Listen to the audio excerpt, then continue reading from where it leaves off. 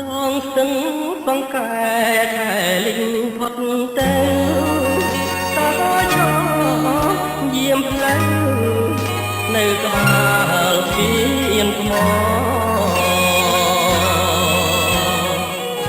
ប្រមាលធម្មជាតិធម្មរំលេចពសរំភ្លើងចោអងរុនរីត្រីទាំងដំបូចបើនៅត្រើយខាងកាត់ជាពូកំណាត់ឋានផ្លាកវីតាមផ្លូវមានគេលងនំចំណៃឥឡូវរឿងថ្មីតើយើងភ្លេចអស់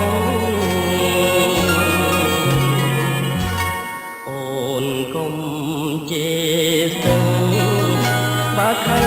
នឹងបងទុកគ្រាន់តែឆ្លងនឹករឿងស្រណងទឹក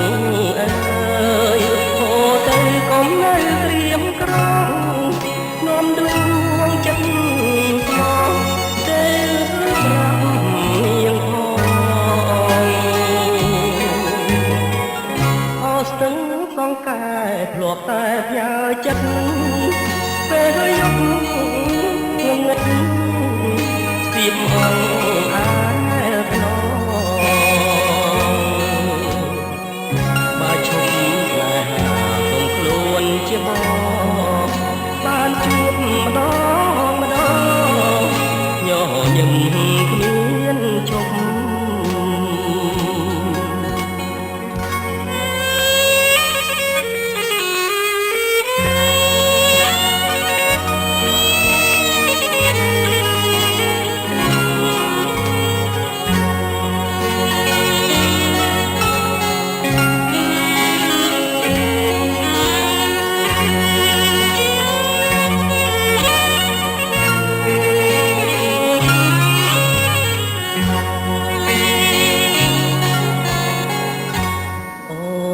កុំ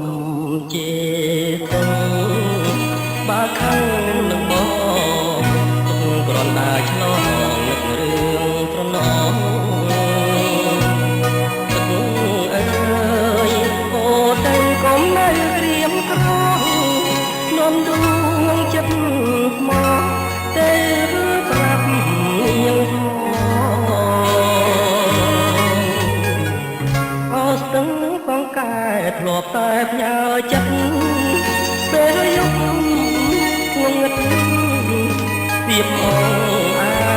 យខ្នងបើឈប់ស្នេហាគុំខ្លួនជាប